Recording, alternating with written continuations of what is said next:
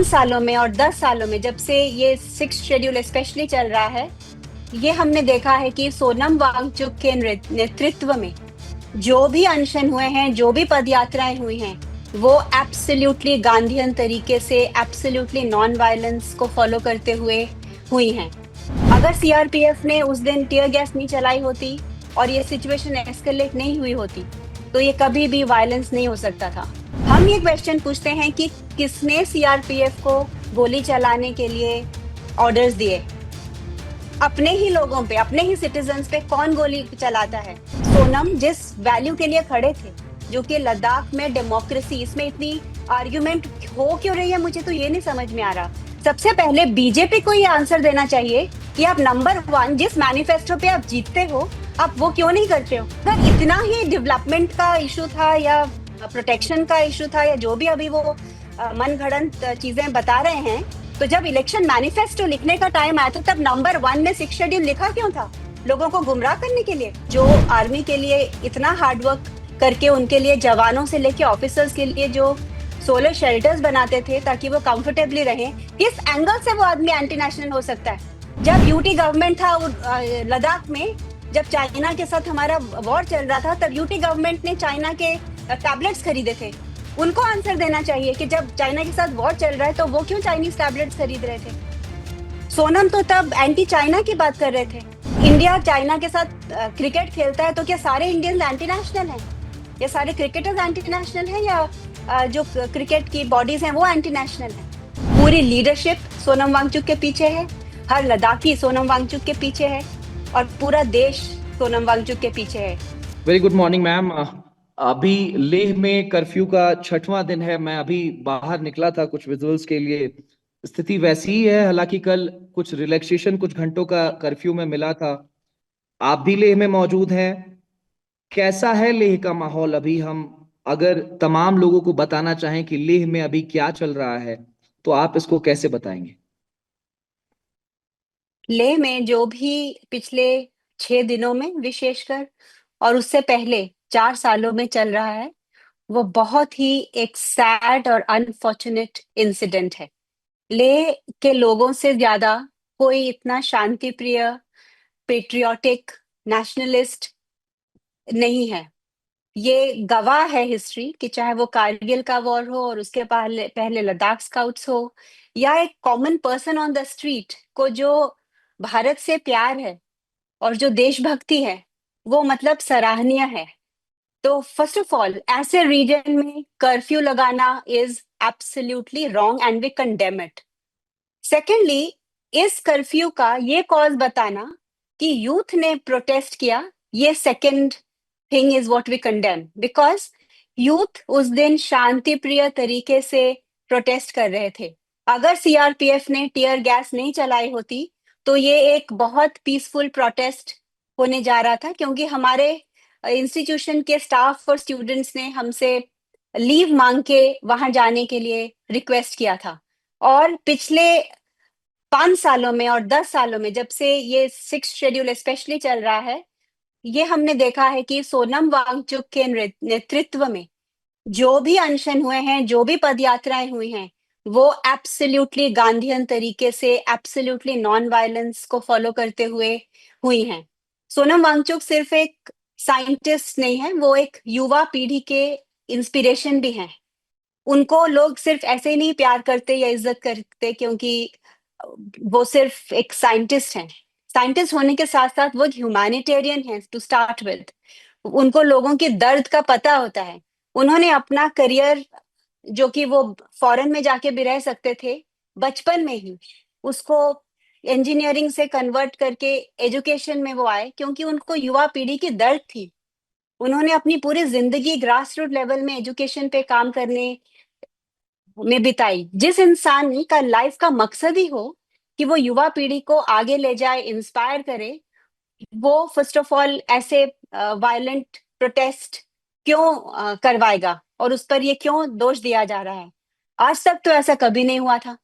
अगर सीआरपीएफ ने उस दिन टीयर गैस नहीं चलाई होती और ये सिचुएशन एस्केलेट नहीं हुई होती, तो ये कभी भी वायलेंस नहीं हो सकता था। तो इसीलिए ये बहुत एक दुर्घटना, मतलब इतनी ये सैड है, ये सिचुएशन कि आप अच्छे खासे एक शांति प्रिय जगह को आप एक गलत ब्रांडिंग दे रहे हो। आप यहाँ लोगों का वायलेंस की बात कर रहे हो, जो कि हमेशा से ही पेट्रियोटिक और शांति प्रिय रहे हैं। तो फिर ये 24 तारीख को जो हिंसक प्रदर्शन हुआ जिसमें 4 लोगों की जान चली जाती है, 70 से ज्यादा लोग घायल हो जाते हैं, जब डीजीपी प्रेस कॉन्फ्रेंस करते हैं तो वो नेपाल का जिक्र करते हैं, बांग्लादेश का जिक्र करते हैं, पाकिस्तान से कनेक्शन का मिस्टर वांगचुक का जिक्र करते हैं। आखिर ये सारी चीजें आई कैसे? और ये मिस्टर सारी वांगचुक से की जब मैं सारी जी जी प्लीज कंटिन्यू मैम। नहीं, जो भी स्टेटमेंट्स डीएसपी ने कही हैं वो बिल्कुल हम कंडेम करते हैं।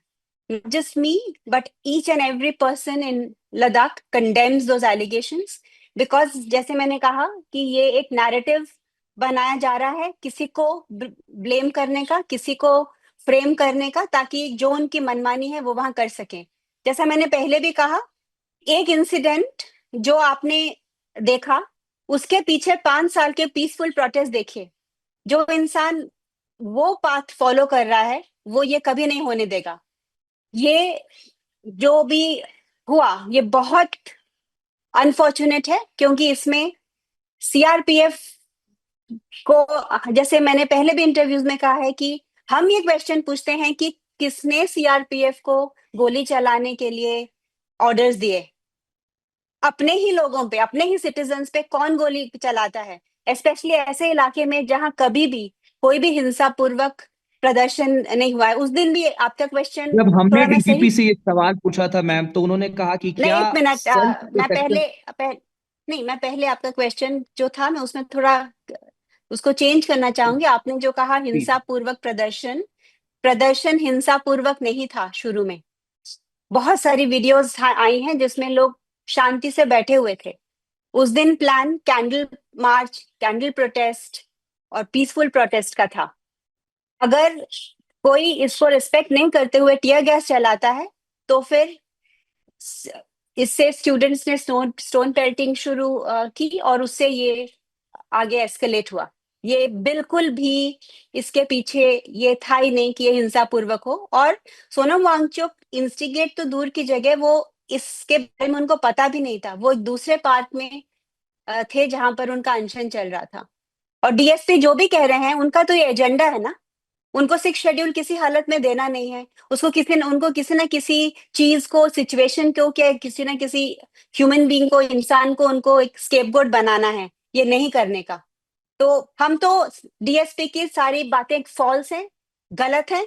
और आप भी जानते होंगे, और हर वो मीडिया चैनल जो इसको गलत वे से पोर्ट्रे करता होगा, वो अगर रात को अपने जमीर को पूछेंगे तो सबको ये पता है कि इसमें किसका हाथ है और ये कौन करवा रहा है। और ये बिल्कुल ना लद्दाख के लोग, ना लद्दाख के यूथ और ना लद्दाख के सोनम वांगचुक इसके पीछे हैं। क्योंकि मैं पिछले 10 सालों से लद्दाख में हूँ और कभी भी ना हमें कार को लॉक करने की वहां जरूरत पड़ती है, ना वहां घरों को लॉक करने की जरूरत पड़ती है। वहां पर बिल्कुल जीरो के बराबर क्राइम रेट है। कौन सी ऐसी स्टेट है, मुझे आप बताइए, जहां पर क्राइम जीरो हो? और ये इसलिए है क्योंकि यहाँ पर हर साल दलाई लामा जैसे लोग आते हैं जिनको बुद्धिस्ट, मुस्लिम सब इज्जत करते हैं, प्यार करते हैं, जो यहाँ पर कंपैशन की बात करते हैं, और सब ये अपनी लाइफस्टाइल में इसको यूज करते हैं, ये कंपैशन की फिलॉसफी को। तो मैंने अपनी जिंदगी में वहां पर ऐसा कभी नहीं देखा, और ना ही भारत ने लद्दाखी आर्मी का या लद्दाखी लोगों का कभी भी एंटी नेशनल होने का कुछ भी सबूत देखा हो, या कभी भी कुछ वहां वायलेंस का माहौल देखा हो आज तक। तो फिर मैं जब डीजीपी से हमारा सवाल था कि आपने जो है इस हिंसक प्रदर्शन को रोकने के लिए बुलेट्स का इस्तेमाल क्यों किया, उनका ये कहना था क्या हम हाथ बांध करके खड़े रहते, हम मर जाते। दूसरा सवाल मैम, एफसीआरए के वॉयलेशन को लेकर के देखा गया, उसकी जांच की गई एनजीओ से, और अब एनएसए लगाना, कैसे इन सारी चीजों को देखती हैं? और जब हम मिस्टर वांगचुक का इंटरव्यू कर रहे थे, और मैं इन पर्सन इंटरव्यू करने वाला एकमात्र जर्नलिस्ट था जब से ये इंसिडेंट हुआ, मैं जब मिस्टर वांगचुक से मिला तो ही सेड कि I am ready, to be arrested. मैं इनवाइट करता हूं पुलिस को कि आए मुझे गिरफ्तार करें। तो क्या उन्हें मालूम था कि उन्हें गिरफ्तार किया जाने वाला है? क्योंकि वो बता भी रहे थे कि कुछ केस उनके खिलाफ बनाया जा रहा है। क्या उन तक कुछ ऐसी भनक थी? फर्स्ट ऑफ ऑल वो डीएसपी सर का हम जो कह रहे हैं कि हम ऐसे बैठे रहते, तो ये जो इंसिडेंस हुआ जहां पर उन्होंने बुलेट चलाए, ये उनका फेलियर है कि सेफ्टी नहीं मेंटेन कर सकना। और वो कोई टेररिस्ट के साथ नहीं डील कर रहे थे, बहुत पीसफुल, बहुत अच्छे लद्दाखी यूथ के साथ डील कर रहे थे, जिन्होंने, बहुत सारे वीडियोस हैं जो खुद, जो घायल सीआरपीएफ थे उनको वो पानी पिला रहे थे। तो ये प्लीज मत कहिए कि हमने बुलेट चलाई क्योंकि हम सिचुएशन को कंट्रोल कर रहे थे। आपकी बुलेट चलाना आपकी फेलियर है, सबसे बड़ी फेलियर है डीएसपी और पूरे पुलिस डिपार्टमेंट की, जो इसको कंटेन पीसफुली नहीं कर सके। तो ये मेरा जवाब है उनको कि हमने गोलियां पीस के लिए की नहीं, ये बिल्कुल गलत है और हम सब इस बात को कंडेम करते हैं। और सेकेंडली, आप बहुत सारे क्वेश्चन एक साथ पूछ रहे हैं, एक एक करके पूछे तो मैं आपको बहुत डिटेल में जवाब दे सकती हूँ। स्मोक स्क्रीन क्रिएट करना, आज की दुनिया में इतनी पोलराइज दुनिया है जहां कोई ट्रूथ के लिए नहीं खड़ा है, कोई किसी ना किसी पार्टी या किसी ना किसी आइडियोलॉजी के पीछे भाग रहा है, तो वहां स्मोक स्क्रीन क्रिएट करना, बड़े बड़े वर्ड्स यूज करना बहुत आसान है। लेकिन अगर आप उसको ब्रेक डाउन करेंगे, तो मैंने पहले भी बहुत सारे मीडिया चैनल्स को डिटेल में मैं समझा चुकी हूँ, और हमारे पास सारे पेपर्स भी हैं। और मैंने, जो भी एमएचए के रिप्रेजेंटेटिव आना चाहते हैं प्राइम टाइम पे, सबके सामने, पूरे भारत के सामने, किसी भी न्यूज चैनल पे, तो हम आके कहने को तैयार हैं कि ये सब कैसे गलत है, allegations with facts and figures and evidence. तो आप एफसीआरए के बात कर रहे हैं, तो एफसीआरए फर्स्ट ऑफ ऑल हयाल का था ही नहीं, क्योंकि जब हमने अप्लाई किया तभी सोनम ने अपना अनशन शुरू किया था, और ये हमें एफसीआरए की धमकी दे रहे थे कि अगर आप ये करते रहेंगे तो हम आपको एफसीआरए नहीं करके देंगे।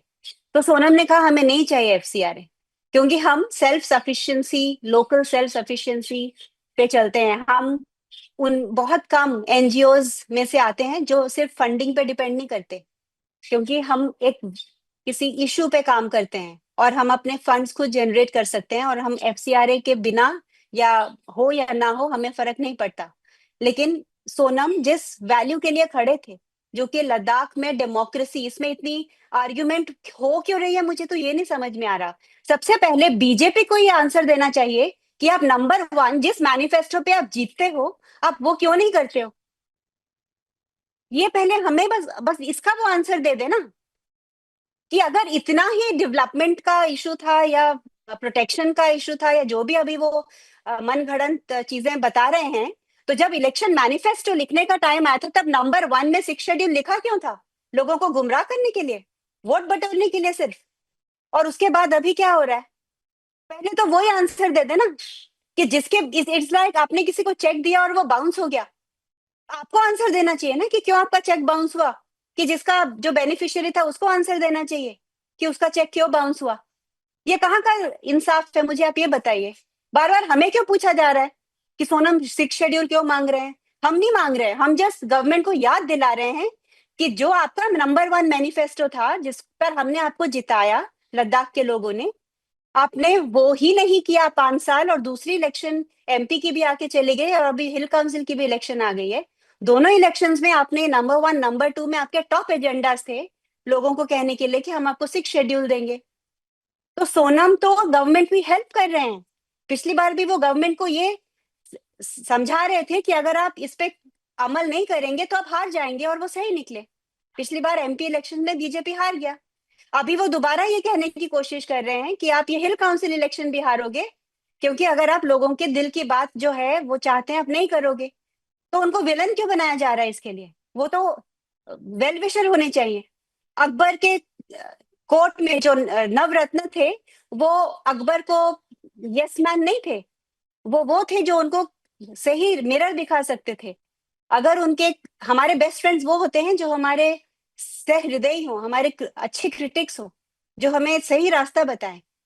तो गवर्नमेंट को सोनम को अपना सहृदयी मानना चाहिए, अपना एक वेल विशर मानना चाहिए, अपना एक अच्छा क्रिटिक मानना चाहिए, जो उनको पिटफॉल में गिरने से बचाने की कोशिश कर रहा है। और ये नहीं करके, बिना ये समझे और कुछ उसके लिए, ना लद्दाख के लिए, ना एम्प्लॉयमेंट के लिए यूथ, ना शिक्षा करके आप उनको फ्रेम करने की कोशिश कर रहे हो, आप उनको एंटी नेशनल बनाने की कोशिश कर रहे हो। ये तो एक मजाक बन के रह गया है। जो इंसान सारे generals, core commanders, army officers के साथ उठता बैठता था, जिनको आर्मी भी प्यार करती थी, और जो आर्मी के लिए इतना हार्डवर्क करके उनके लिए, जवानों से लेके ऑफिसर्स के लिए जो सोलर शेल्टर्स बनाते थे ताकि वो कंफर्टेबली रहें, किस एंगल से वो आदमी एंटी नेशनल हो सकता है? जो आदमी चाइना को बॉयकॉट कर रहा था, चाइना की, जब यूटी गवर्नमेंट था लद्दाख में, जब चाइना के साथ हमारा वॉर चल रहा था, तब यूटी गवर्नमेंट ने चाइना के टैबलेट्स खरीदे थे। उनको आंसर देना चाहिए कि जब चाइना के साथ वॉर चल रहा है तो वो क्यों चाइनीज टैबलेट्स खरीद रहे थे। सोनम तो तब एंटी चाइना की बात कर रहे थे कि not with bullet but with ballot we have to fight them. तो ऐसा इंसान कैसे एंटी नेशनल हो सकता है? और कोई स्किजोफ्रेनिक तो होता नहीं है कि चाइना के साथ वो नेशनलिस्ट होगा और पाकिस्तान के साथ एंटी नेशनलिस्ट होगा। अब रही पाकिस्तान की बात, फेब्रुवरी में हम एक कॉन्फ्रेंस पे गए थे जो यूएन और डॉन मीडिया ने ऑर्गेनाइज किया था, और वो क्लाइमेट चेंज पे था। तो अगर इंडिया चाइना के साथ क्रिकेट खेलता है तो क्या सारे इंडियंस एंटी नेशनल हैं? ये सारे क्रिकेटर्स एंटी नेशनल हैं, या जो क्रिकेट की बॉडीज हैं वो एंटी नेशनल है?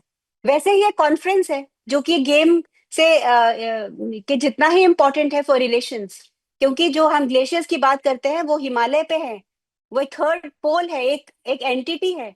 जो चाइना 8 हिंदू कुश कंट्रीज को जो पानी देता है, बांग्लादेश से अफगानिस्तान तक, पाकिस्तान, चाइना, नेपाल, भूटान सब उसमें है। तो उसमें अगर कॉन्फ्रेंस पे इंसान जाए तो वो क्या बिहाइंड द सीन सिर्फ आईएसआई एजेंट ही हो सकता है?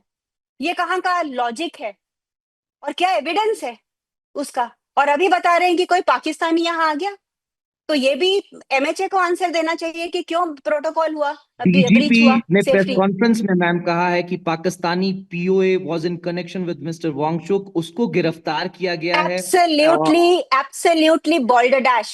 Absolutely wrong and false. Okay? Absolutely, and we condemn it to the core. Because my question is this: a person who is working for environment, who's working for army, who has given up his career to work at the grassroots level for the youth, who is recognized by the world, by India, forget the world and India, इस very government ने हमें एक ministry of energy, mister R K Singh जब energy minister थे, उन्होंने हयाल को first prize दिया to make passive solar heated buildings, जो कि आर्मी यूज कर रही है। इसी गवर्नमेंट, ये गवर्नमेंट क्या पहले क्या था फिर, अंधी थी? इनको दिखाई नहीं दे रहा था कोई एंटी नेशनल को अवार्ड दे रहे हैं? मिनिस्ट्री ऑफ ट्राइबल अफेयर्स ने स्कॉच अवार्ड दिया फॉर आइस टूपर्स, तब नहीं दिखाई देता था कि ये एंटी नेशनल था? इतना वीक है इनका इंटेलिजेंस सिस्टम, और अभी सडनली दिख गया ये एंटी नेशनल है, क्योंकि यही एक आदमी है जो इस मूवमेंट को आगे ले जा रहा है और ये फेस है इस मूवमेंट का। पर ये मत समझिए कि सिर्फ सोनम वांगचुक सिक्स शेड्यूल चाहते हैं। पूरी लीडरशिप सोनम वांगचुक के पीछे है, हर लद्दाखी सोनम वांगचुक के पीछे है, और पूरा देश सोनम वांगचुक के पीछे है, क्योंकि वो जस्ट लोगों की आवाज गवर्नमेंट तक पहुंचाते आ रहे हैं। वो जस्ट एक रिप्रेजेंटेटिव हैं इसकी। ये लोग सोचते हैं कि उनको हम चारों तरफ से फ्रेम करेंगे, उनका इमेज खराब करेंगे तो ये मूवमेंट को वो बिगाड़ सकते हैं। नहीं, ये मूवमेंट हर इंसान के दिल में है। और मैं आपको ये समझाना चाहती हूँ और आपके सारे दर्शकों को कि सिक्स शेड्यूल एंटी डेवलपमेंट नहीं है।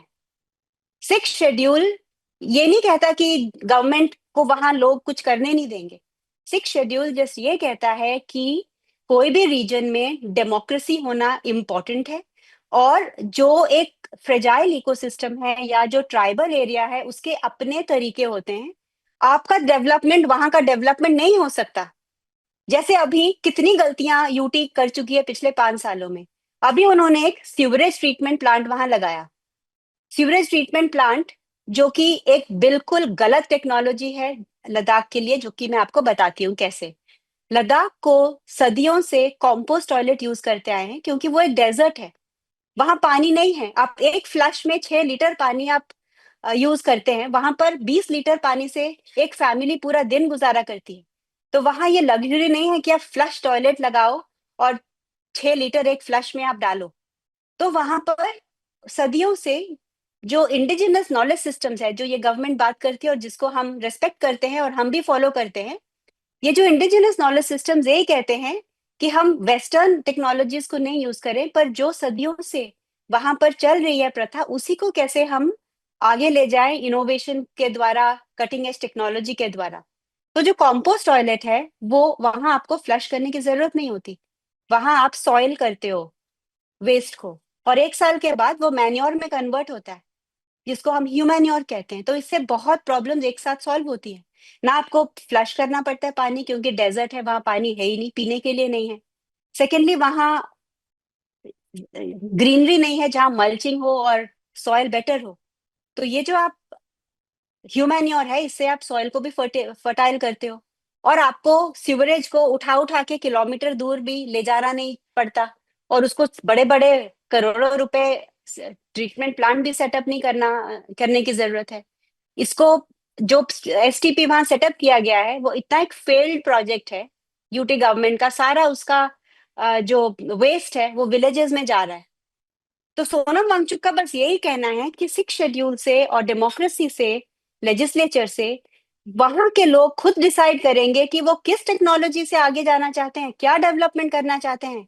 आप उनकी आवाज सुनिए। आप बाहर से आके अपने आइडियाज मत थोपिए, और अपने आइडियाज ऑफ डेवलपमेंट मत थोपिए। बस यही है जो 6 शेड्यूल कह रही हो। इसमें गलत क्या है? एक डेमोक्रेसी आप कहते हो, मदर ऑफ डेमोक्रेसीज, और एक लद्दाख जैसे इतने सेंसिटिव एरिया में, जो इकोलॉजिकली सेंसिटिव है, जियो पॉलिटिकली सेंसिटिव है, पाकिस्तान और लद्दाख दोनों तरफ वो टच करता है, सेफ्टी के हिसाब से इतना सेंसिटिव है। तो वहां पर आप लोगों को साथ लेके क्यों नहीं चलोगे? कौन एंटी डेवलपमेंट है? जिस सोनम से ज्यादा प्रोग्रेसिव कोई नहीं है। 35 साल पहले जब किसी को पता भी नहीं था कि फोटोवोल्टेक्स इंडिया में, तब सेक्मॉल जैसे दूर दराज के इलाके, लद्दाख ऑफ ग्रिड कैंपस था जहां पर फोटोवोल्टेक्स थे।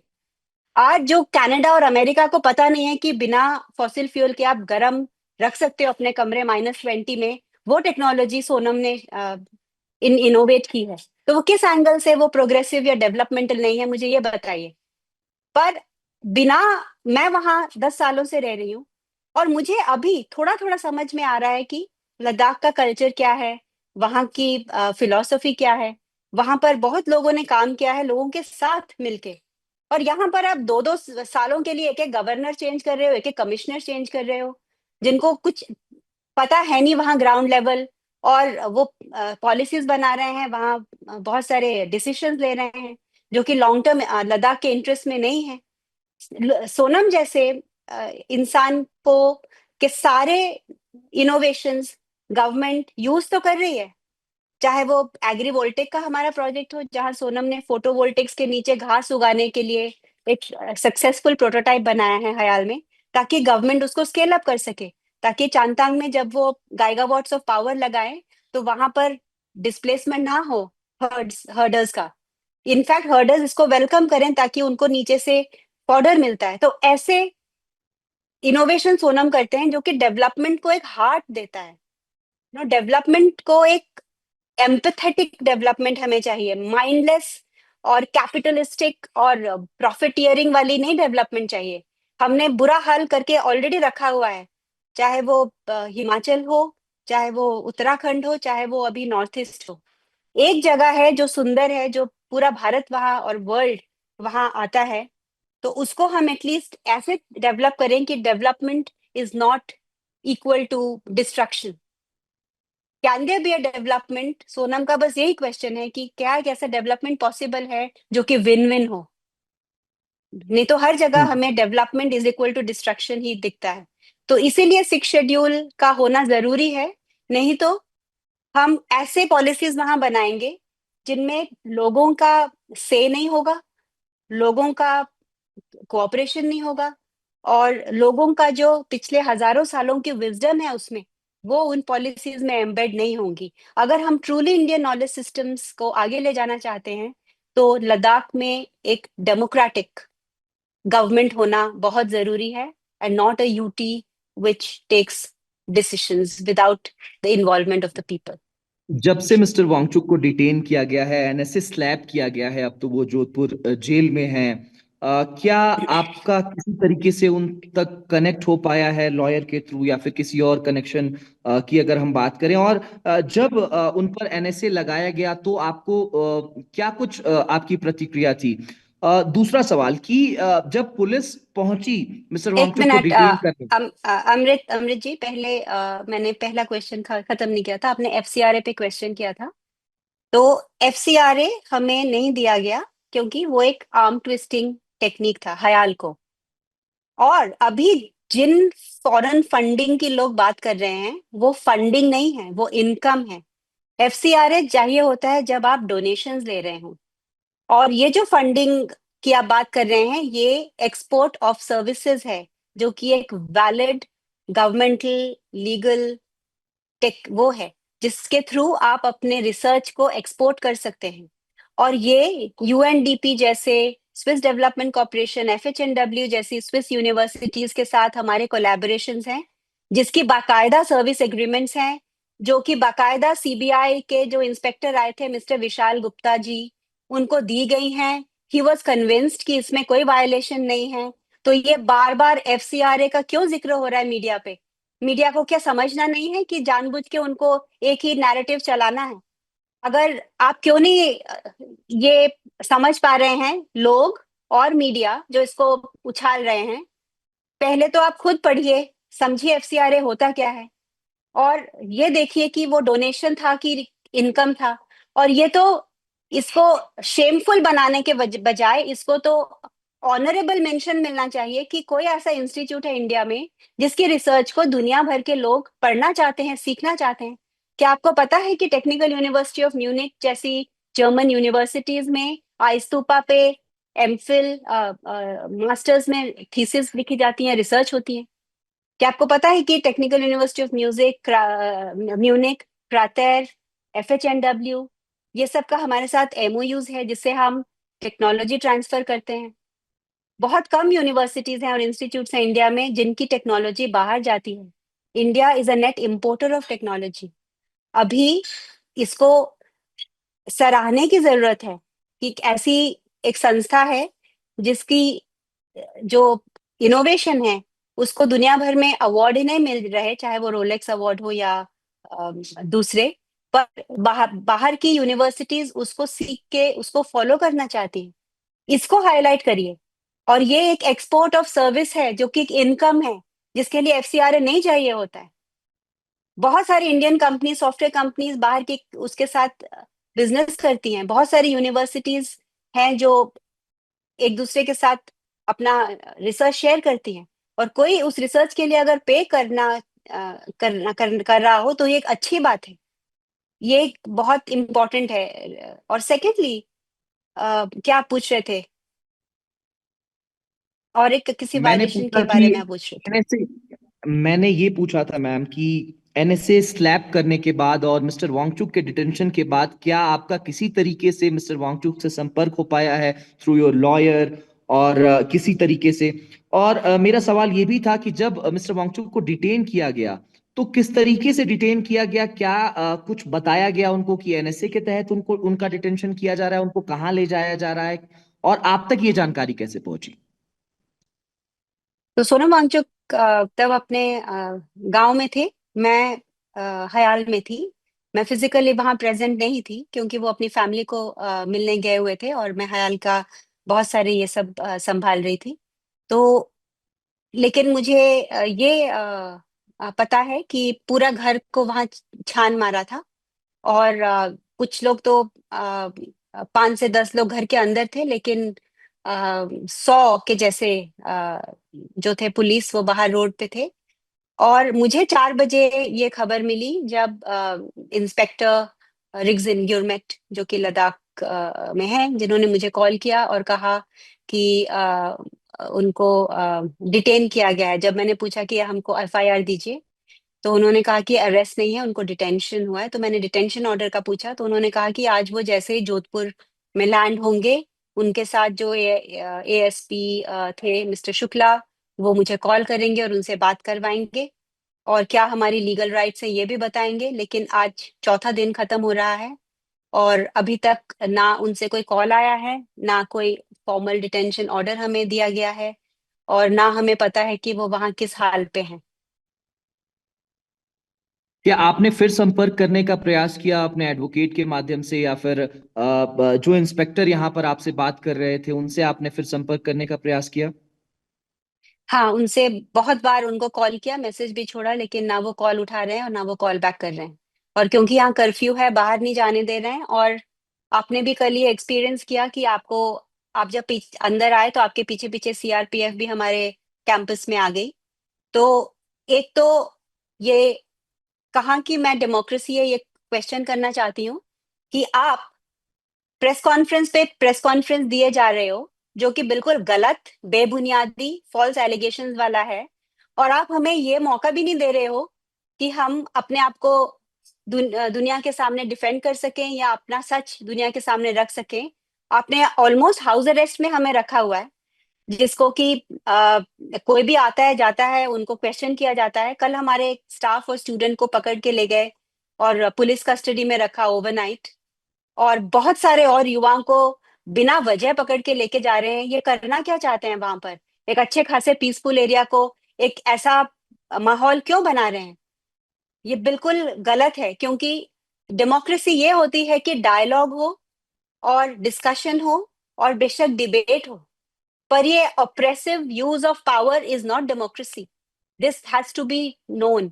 ऑप्रेसिव जो पावर यूज करके एक सिचुएशन का दमन करके, ये कहा डेमोक्रेसी बिल्कुल नहीं होती। स्पेशली स्पेशली ऐसे रीजन में जिसका कोई वायलेंस का ट्रैक रिकॉर्ड नहीं है, और ऐसा इंसान जिसका पिछले 5 सालों से कंप्लीटली पीसफुल प्रोटेस्ट का जिसका वो रहा हो record. तो ये absolutely we condemn it, and it has to be revoked. There cannot be a curfew to this thing. If you have done something wrong, if CRPF has bullet चलाया है, तो आप डर के शायद ये कर रहे हैं। लेकिन उसकी वजह से एक प्यारे से पेट्रियोटिक और अच्छे रीजन को, जो कि इतना सेंसिटिव है पॉलिटिकली इकोलॉजिकली, उसको नरक मत बनाइए। एक अंतिम सवाल मैम, जब से मिस्टर वांगचुक का डिटेंशन हुआ है, आज चौथा दिन है, उनके फॉलोअर्स का और उनको ट्रोल करने वाले लोग तमाम चीजें लिख रहे हैं। उनके फॉलोअर्स के लिए, उनके चाहने वालों के लिए जो अक्रॉस द वर्ल्ड हैं, उनके लिए आपका मैसेज क्या रहेगा? वो कैसे मिस्टर वांगचुक को परसीव करें? और जो मिस्टर वांगचुक करना चाहते थे, अब तो फिलहाल वो जेल में है, उन पर एनएसए लगाया जा चुका है, वो कब बाहर आएंगे कुछ कहा नहीं जा सकता।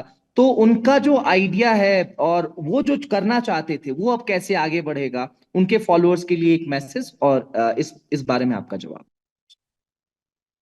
जो भी सोनम के लिए गलत सोच रहा है, वो जस्ट उनकी, उस इंसान की या उस ऑर्गेनाइजेशन की मेंटल एवोल्यूशन और कॉन्शियस को दर्शाता है। क्योंकि जो भी सोनम वांगचुक की लाइफ को समझेगा और पढ़ेगा, उसको ये ब्लैक एंड व्हाइट में समझ आएगा कि जो इंसान ने अपनी पूरी लाइफ भारत के लिए, युवा पीढ़ी के लिए, एजुकेशन के लिए, एनवायरनमेंट के लिए दी, वो किसी भी एंगल से एंटी नेशनल नहीं हो सकता, और एनएसए उसके ऊपर थोपा जा ही नहीं सकता। वो किसी भी एंगल से नेशन की सिक्योरिटी को थ्रेट नहीं है। वो हर एक के लिए एक इंस्पिरेशन है। उसकी जिंदगी से, उसके ऑर्गेनाइजेशंस से पूरी इंडिया और पूरा वर्ल्ड सीख सकता है। और मैं जस्ट यही कहना चाहूंगी कि सारे हमारे जो समर्थक हैं पूरे इंडिया में और वर्ल्ड में, मैं आपको शत शत नमन करती हूँ कि आप हमारे साथ इस घड़ी में खड़े हैं और आप सोनम के लिए लड़ रहे हैं। और जो भी नेसेयर्स हैं और जो भी उनके बारे में उल्टा सीधा कह रहे हैं, मैं बस उनको यही कहूंगी कि अपनी जमीर में झांकिए। ऊपर भगवान है, और ये नवरात्रि चल रही है, जहां पर हमेशा सच की विजय हुई है।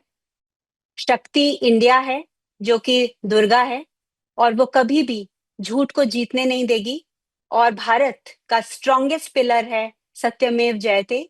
वो किसी पार्टी को नहीं देखता, किसी इंसान को नहीं देखता। वो जस्ट देखता है कि जो सत्य के साथ खड़ा है, वो ही फाइनली विजयी है। Thank you.